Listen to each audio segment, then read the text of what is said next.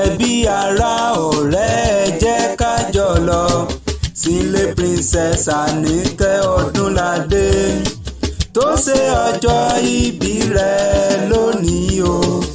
Ẹ parapọ̀ kájọ gbólúwàga. Happy birthday, happy birthday. Kó forí ìlú kó fi gbólúwàga torí ọjọ́ èní sojú rẹ̀ o. Kó fọpẹ́ ìyìn ògo fún bàbá.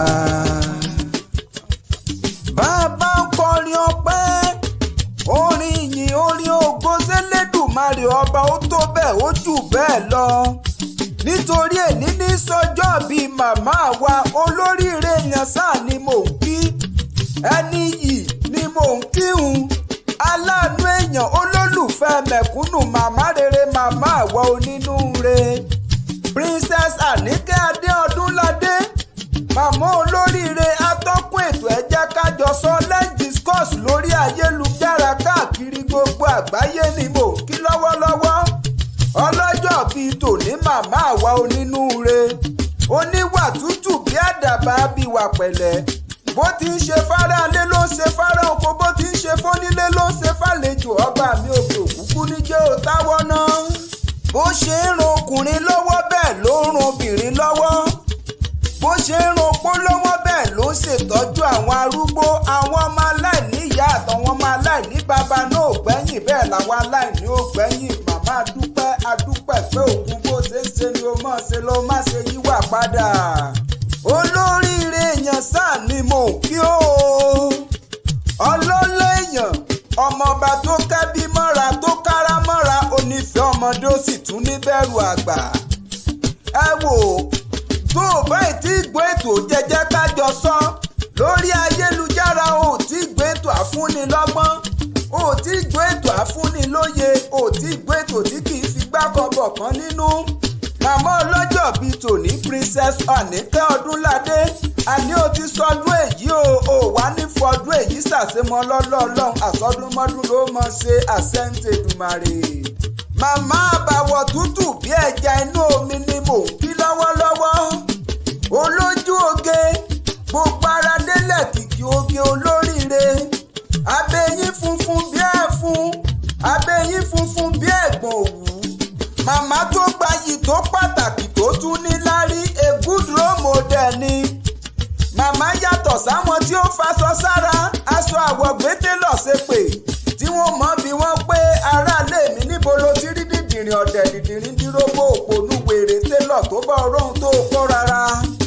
Ẹ wò, ọ̀tọ̀ ni kéèyàn ó lẹ́wà kó níwà, ọ̀tọ̀ ni kéèyàn ó má lẹ́wà kó tún níwà, ọ̀tọ̀ ni kéèyàn ó níwà kó má lẹ́wà. Màmá lẹ́wà ó sì tún níwà pẹ̀lú.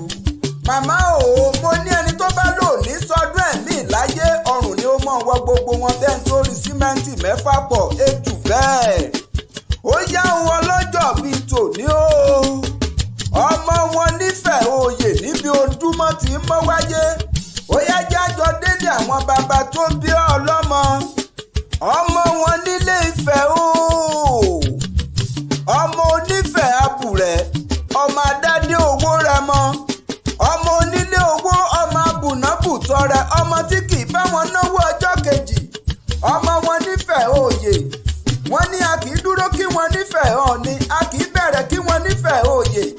Kò bẹ̀rẹ̀ là kí wọ́n nífẹ̀ẹ́ Òtólú, tàbá kí wọ́n nífẹ̀ẹ́ lé bàbá rẹ̀, a kì í tábẹ́rẹ́ ojú bí tí wọ́n fi ń wo ni.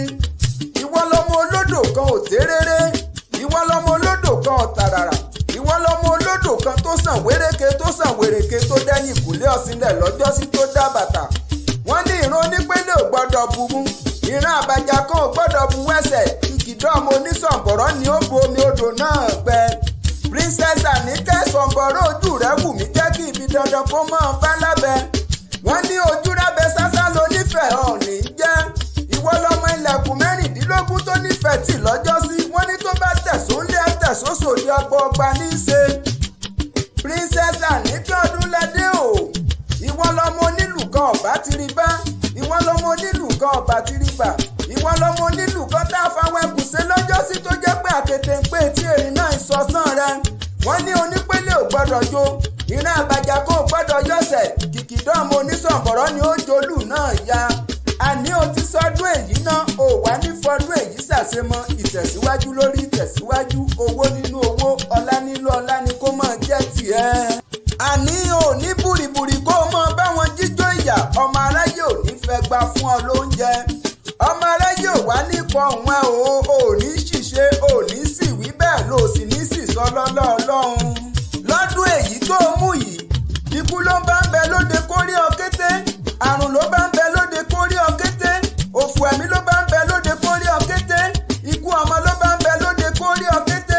mo ní ò wá ní fọdún èyí ṣàṣemọ lọ́lá Elédùmarè ọba. tó bá wá níta ló ti ń kéwì yìí látàárọ̀ kó o sọ fún wọn wípé ọmọ ọba tẹ́mi lọ́rùn akéwì lèmi jẹ́ ọmọ agbésùn lájà obìnrin kúyán jẹ́.